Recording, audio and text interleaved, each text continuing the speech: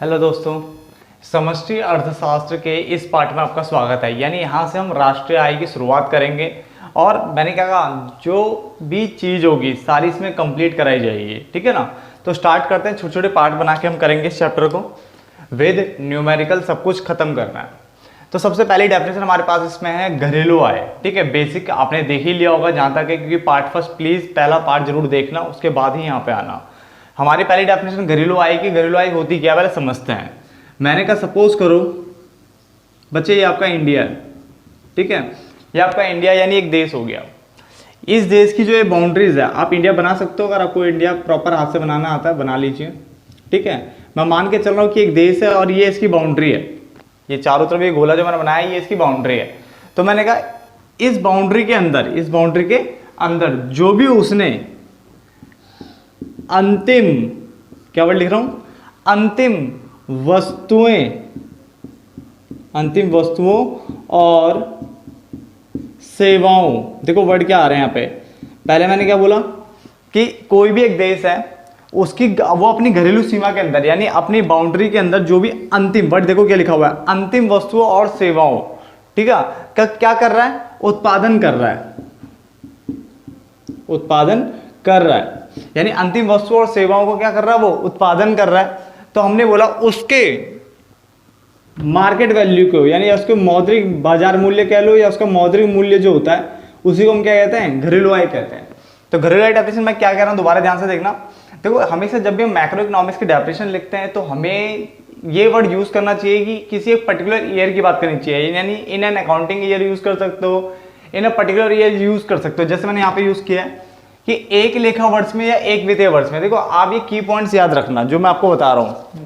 Word मैंने क्या बोला, एक लेखा वर्ष में या एक वित्तीय वर्ष में एक देश की, एक लेखा वर्ष में एक वित्तीय वर्ष में एक देश की घरेलू सीमा के अंतर्गत, यानी उस सीमा के अंदर जो भी आपने अंतिम वस्तुओं और सेवाओं का उत्पादन किया है, उत्पादित अंतिम वस्तुओं और सेवाओं के मौद्रिक मूल्य कह लो या बाजार मूल्य कह लो, आपके ऊपर है, मौद्रिक मूल्य को घरेलू आय कहते हैं। यानी हम देखो बार बार रिपीट करेंगे ताकि हमें डेफिनेशन यहीं पे याद हो जाए। मैंने आपको क्या बोला, एक लेखा वर्ष में एक वित्तीय वर्ष में, यानी एक आपको ईयर की बात तो करनी है, एक पर्टिकुलर ईयर की बात तो करनी है, वन अकाउंटिंग ईयर। ठीक है ना, इस टाइप की बात मैं करूंगा। तो मैंने कहा एक लेखा वर्ष में एक वित्तीय वर्ष में एक देश की घरेलू सीमा के अंतर्गत उत्पादित अंतिम वस्तुओं और सेवाओं के मौद्रिक मूल्य को या बाजार मूल्य को क्या कहते हैं, घरेलू आय कहते हैं। यानी घर के अंदर की आय को हमने घरेलू आय बोल दिया। यहाँ पे वर्ड देखो, कीवर्ड में मैंने ये वर्ड बोला कि यहाँ पे अंतिम वर्ड यूज हुआ है। यानी वस्तुएं दो तरह की होने वाली है, एक अंतिम वस्तु होने वाली है, एक मध्यवर्ती वस्तु होने वाली है, जो हम आगे जाके पढ़ने वाले हैं।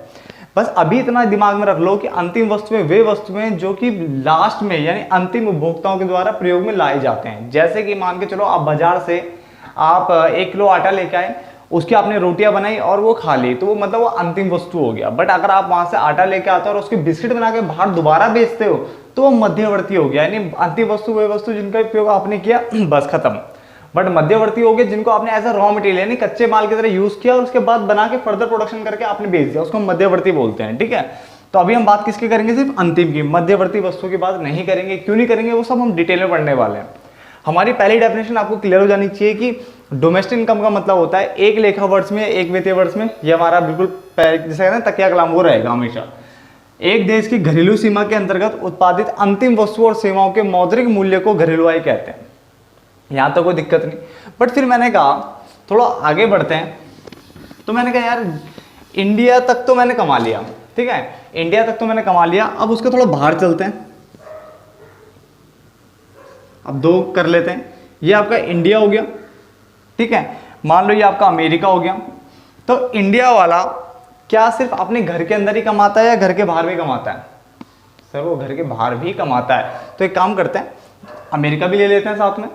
तो मैं आपको यहाँ पे एक चीज और पहले बता देता हूँ, क्लियर कर देता हूँ कि यहाँ पे याद रखना एक क्वेश्चन आता है 1 नंबर में कि अगर नॉन रेजिडेंट यानी जो गैर निवासी होते हैं, अगर वो इंडिया के अंदर रह करके इनकम जनरेट कर रहे हैं तो क्या वो घरेलू का पार्ट बनेगा या राष्ट्रीय का पार्ट बनेगा? तो मैं घरेलू का। यानी यहाँ पे मैटर नहीं करता कि कौन उसको क्या कर रहा है, उसको इनकम को जनरेट कर रहा है। यानी वो आपका रेजिडेंट भी हो सकता है और नॉन रेजिडेंट भी हो सकता है। यानी निवासी भी हो सकता है और गैर निवासी भी हो सकता है, ये आपको याद रखना है। यानी घरेलू आय के अंदर जो हमने डेफिनेशन लिखी है इसमें बोलोगे इस बात पर ये मैटर नहीं करता, ठीक है, ये इस बात से कोई मतलब नहीं होता कि इसको क्या कि आपका रेजिडेंट यानी जो निवासी है वो उसको जनरेट कर रहा है या फिर नॉन रेजिडेंट कर रहा है, ठीक है ना, गैर निवासी, उससे कोई मतलब नहीं, वो घरेलू के अंदर है। अगर हमारी बाउंड्री के अंदर फंस गया कोई बंदा, यानी हमारी बाउंड्री के अंदर आकर के अगर वो इनकम जनरेट कर रहा है तो वो हमारा घरेलू इनकम का पार्ट होता है। अभी तक हमने ये पढ़ा, डिटेल में अभी धीरे धीरे हम आगे बढ़ते चले जाएंगे तो हमें और अच्छे से कॉन्सेप्ट क्लियर हो जाएंगे। अब मैंने 2 देश लिए, इंडिया और अमेरिका, मैंने दो ले लिया। मान के चलो इंडिया ने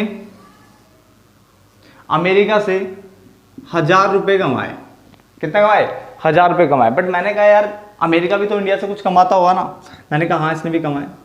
सपोज करो इसने यहाँ से 600 रुपये कमाए, तो मैंने कहा यार नेट इंडिया ने कितना कमाया बताओ। मैंने कहा यार नेट इंडिया ने कमाया, ठीक है, यानी शुद्ध जो हमने कमाया है, शुद्ध मैंने कितना कमाया, 1000 कमाया था, 600 तो वो भी कमा गया हमारे यहाँ से, तो इंडिया ने नेट जो अमेरिका से 400 कमाया। क्लियर है?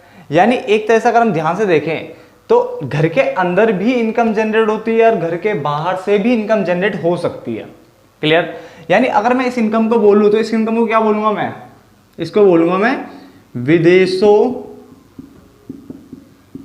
से कारक आय। विदेशों से कारक आय यानी ये विदेशों से आपको पैसा मिल रहा है, और ये किसको मिल रहा है, इसको हम बोलेंगे विदेशों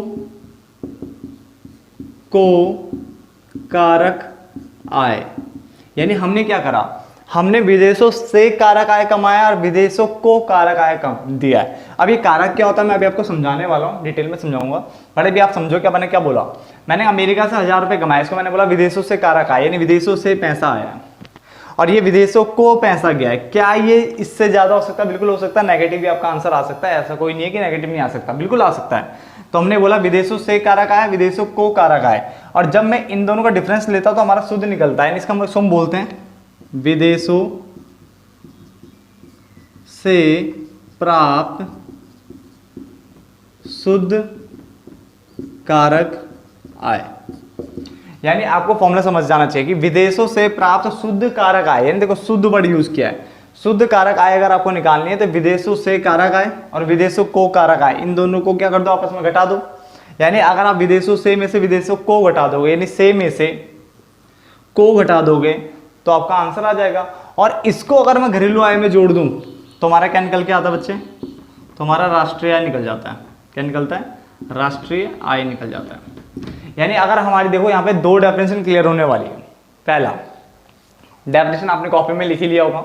दूसरी डेफिनेशन देखो क्या बोल रहा हूँ, एक लेखा वर्ष में या एक वित्तीय वर्ष में एक देश की घरेलू सीमा के अंतर्गत उत्पादित अंतिम वस्तु और सेवाओं के मौद्रिक मूल्य में विदेशों से प्राप्त शुद्ध कारक आय या शुद्ध साधन आय, कारक आय को साधन आय भी बोलते हैं, कारक आय बोल दो या साधन आय बोल दो। जो मैं आपको नाम बता रहा हूं प्लीज उसे नोट डाउन कर लेना, क्योंकि आप ना फंस जाओगे बाद में, बहुत सारे नाम आने वाले हिंदी वालों के लिए। तो विदेशों से कारक आय यानी विदेशों से प्राप्त शुद्ध कारक आय जोड़ने पर जो आय प्राप्त होती है उसे हम राष्ट्रीय आय कहते हैं। यानी राष्ट्रीय आय बिल्कुल सेम वहीं से डेफिनेशन बनने वाली है, बस हमें एक्स्ट्रा इनकम जोड़ देनी है। यानी विदेशों से प्राप्त शुद्ध कारक आय हमें जोड़ देनी, तो हमारी क्या निकल के आ जाएगी, राष्ट्रीय आय निकल जाएगी। तो हम चलो उसके फटाफट से डेफिनेशन मैंने से बता दिया आपको, फिर भी मैं लिख देता हूँ आपके लिए। तो आप देख सकते हो राष्ट्रीय आय की डेफिनेशन आपके सामने सेम वही है। देखो एक लेखा वर्ष में या एक वित्तीय वर्ष में एक देश की घरेलू सीमा के अंतर्गत उत्पादित अंतिम वस्तु और सेवाओं के मौद्रिक मूल्य या बाजार मूल्य को, ठीक है, घरेलू आय कहते थे बट अब मैं आगे लिख रहा हूं, मौद्रिक मूल्य में विदेशों से प्राप्त शुद्ध साधन आय, विदेशों से प्राप्त शुद्ध साधन आय जोड़ने पर जो आय प्राप्त होती है उसे हम राष्ट्रीय आय कहते हैं। यानी ये डेफिनेशन क्लियर और ये डेफिनेशन क्लियर हो गई आपको। क्लियर? देखो मैं बोल रहा हूँ इकोनॉमिक्स ऐसे याद करना है कि यहीं पे आपको याद हो जाए, बिल्कुल आसान लैंग्वेज में लिख पाऊंगा, अपनी लैंग्वेज में लिख पाऊंगा, फटाफट इसको यहीं खत्म कर लेना, ठीक है ना, और अच्छे से याद कर लेना। दोनों खत्म हो गए हमारे। उसके अलावा इसका मतलब ये हुआ कि विदेशों से प्राप्त शुद्ध कारक आय का हमें एक फॉर्मूला मिल गया कि विदेशों से प्राप्त शुद्ध कारक आय अगर मुझे निकालनी है तो विदेशों से प्राप्त कारक आय या साधन आय आप बोल सकते हो। विदेशों से प्राप्त साधन आय में से विदेशों को प्राप्त साधन आय घटा देना है। यानी हमने बाहर से 1000 रुपये अर्न किए, यानी से हमने उनको दिया, यानी को उन्होंने कमाया, ठीक है, तो ये विदेशों को यानी उनको गया, तो ये रहा, घटा दोगे शुद्ध निकल जाएगा। और एक हमें फॉर्मूला और मिल गया कि राष्ट्रीय आय अगर हमें निकालनी है तो घरेलू आय में सिर्फ प्लस कर देना है क्या, विदेशों से प्राप्त शुद्ध साधन आय, तभी तो वो राष्ट्रीय आय बनी थी हमारी।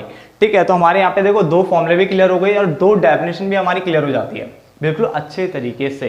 डन, आगे बढ़ते हैं। तो आगे देखते हैं, बट एक चीज याद रखना, जहां जहां मैं इंग्लिश का वर्ड का यूज कर रहा हूँ लिखने में, ठीक है, तो प्लीज आप भी यूज करना, क्योंकि आपको आगे जाके बहुत मदद मिलने वाली है इससे। ठीक है ना, इवन 12th में ही मदद मिलेगी, तो पता ही है, उसके बाद भी आगे आपको मदद मिलेगी इन फ्यूचर। तो इंग्लिश के वर्ड प्लीज ये आपको ध्यान रखने चाहिए थोड़े बहुत। अब उत्पादन के साधन की बात कर लेते हैं। देखो उत्पादन के 4 साधन है, भूमि, पूंजी, श्रम, उद्यम, जो कि आपने व्यष्टि अर्थशास्त्र में भी पढ़ा होगा। ठीक है, भूमि के बदले आप क्या देते हो ये बताओ। भूमि के बदले जो होता है वो किराया यानी रेंट जाता है, ठीक है, लैंड के बदले। तो ये हो गया। पूंजी पे क्या मिलता है बच्चे, ब्याज। श्रम को क्या मिलती है, मजदूरी या वेतन बोल सकते हो। और जो उद्यम जो मेन होता है उसको क्या मिलता है, लाभ। तो आप ध्यान से देखें ना, ये ऊपर के जो 4 थे, ऊपर के 4 थे हमारी क्या, उत्पादन के साधन है, यानी उत्पादन के साधन है भूमि, पूंजी, श्रम और उद्यम, ये हमारे 4 उत्पादन के साधन है। ठीक है, और ये जो नीचे ये जो 4 हैं, ये क्या हुई, इसका मतलब ये हमारे हो गए साधन आय। क्या हुई, साधन आय, यानी हमारी साधन आय बोल दो या कारक आय बोल सकते हो। क्या बोल सकते हो, कारक आय। तो हमें समझ में आ गया, इसका मतलब जो कारक आय जो आप बोल रहे थे अभी तक, हम कारक आय कर रहे थे या साधन आय, वो यही है, यानी जो उत्पादन के साधन लगाने के बाद जो उत्पादन के साधनों को मिलता है, यानी क्या वो भूमि के बदले क्या मिलेगा, किराया मिलेगा, पूंजी के बदले ब्याज मिलता है ना, कैपिटल के बदले इंटरेस्ट मिलता है। जो आपका श्रम हो गया उसको मजदूरी, यानी आपको लेबर को क्या मिलती है, वेतन मिलती है। उद्यम को लाभ मिलता है, यानी ये जो ऊपर के 4 है वो क्या, उत्पादन के साधन, और नीचे के जो 4 है यानी जो उनको मिल रहे हैं, ये हमारी कारक आय या साधन आय है। क्लियर, और हमें सिर्फ इन्हीं को ही लेना होता है। इसका मतलब अगर आपसे पेपर में पूछा जाए कि क्या हस्तांतरण आय या हस्तांतरण भुगतानों को क्या घरेलू आय या राष्ट्रीय आय में शामिल किया जाता है, तो आप बोलोगे ना। ठीक है, डिटेल में हमने आगे पढ़ना ही है, बट फिर भी ना कि इस वाले को ना, बट ये हाँ। ठीक है, इसको ना क्यों बोला है, क्योंकि हस्तांतरण भुगतान, देखो एक आपको एग्जांपल देता हूँ, सिर्फ एक दूंगा, बाकी आगे जाके दूंगा।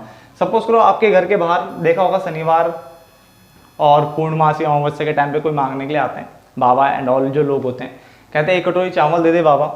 ठीक है ना, जो भी बच्चा जो भी बोलते हो, तो आप उसे 1 कटोरी चावल देते हो, तो क्या उसके या जो दक्षिणा देते हो आप, उसके बाद क्या आप उनसे कुछ मांगते हो, क्या आप उनके पाँव पकड़ लेते हो कि नहीं मैं तुम्हें जाने ही नहीं दूंगा, क्योंकि मैंने तुम्हें 1 कटोरी चावल दिया है एंड थोड़ा क्या ना पैसे भी दिए हैं, उसके बदले आप मुझे कुछ दो। कभी बोला ऐसा कुछ नहीं, कभी हम ऐसा नहीं बोलते। तो ये जो हस्तांतरण भुगतान होता है, ठीक है, ये एक पक्षीय भुगतान होता है, ये सिर्फ 1 साइडेड होता है, यानी आपने दिया ना, उसके बदले आप कुछ नहीं मांग सकते। ठीक है, इसलिए हम इसको कभी भी इंक्लूड नहीं करते। देखो ये 2 साइडेड है, यानी पहले आपने ये लगाया, उसके बाद ये मिला आपको, काम करने के बाद फल मिला है, इसको हम इंक्लूड करेंगे। बट इसमें तो कोई काम ही नहीं था ना हस्तांतरण वाले में, ये तो 1 वे था। आपने बाबा जी को पैसे दिया, उसके बाद क्या है, उन्होंने आपको कुछ नहीं दिया, यानी ये 1 वे था। ठीक है ना, बर्थडे पे आप जाते हो, बर्थडे पे जाने के बाद आप किसी को अगर मान लो गिफ्ट देते हो, तो आप क्या उससे उम्मीद रहते हो कि आपको केक खिलाएगा, कि ले बेटा केक खा मेरे हाथ से, यार ले मेरे दोस्त मेरे केक खा मेरे हाथ से। पॉसिबल है, जरूरी थोड़ा ना कि आप अगर उसको गिफ्ट दोगे वो केक या पार्टी आपको जरूर देगा, क्योंकि 1 वे है, ये अपनी इच्छा से दी गई चीजें हैं। तो हस्तांतरण वाली चीजें नहीं आती कभी भी, ट्रांसफर पेमेंट नहीं आएगी, बट फैक्टर पेमेंट आ जाएगी। यानी ये जो साधन आय है ये वाली, ये आएगी, बट ये वाला हस्तांतरण वाला नहीं आएगा। क्लियर है, यहां तक आपने उतार लिया। ठीक है, अब देखो आगे बढ़ते हैं। अब आपसे आगे पूछा जाए, ठीक है, नोट डाउन करते रहना साथ साथ में। ठीक है, अगर आपसे पूछा जाए कि राष्ट्रीय आय के आकलन की विधियां, राष्ट्रीय आय के आकलन की कितनी विधियां बताओ, यानी आप राष्ट्रीय आय को कितनी विधि से निकाल सकते हो। तो हम बोलेंगे हमारे पास 3 विधियां, पहला, दूसरा और 3। पहली आपकी है आय विधि, जिसको हम बोलेंगे इनकम मेथड। पहले हमारी कौन सी हुई, आय विधि यानी इनकम मेथड। क्लियर। नंबर 2, दूसरी हमारी है व्यय विधि, जिसको हम बोलेंगे एक्सपेंडिचर मेथड, दूसरी हमारी होगी एक्सपेंडिचर मेथड। ठीक है, आपको याद है ना पेपर में आता है, इसके हमें करने हैं सारे न्यूमेरिकल पोर्शन भी खत्म करना है साथ साथ में। तो आय विधि हो गया, व्यय विधि हो गया, और तीसरा आपका हो गया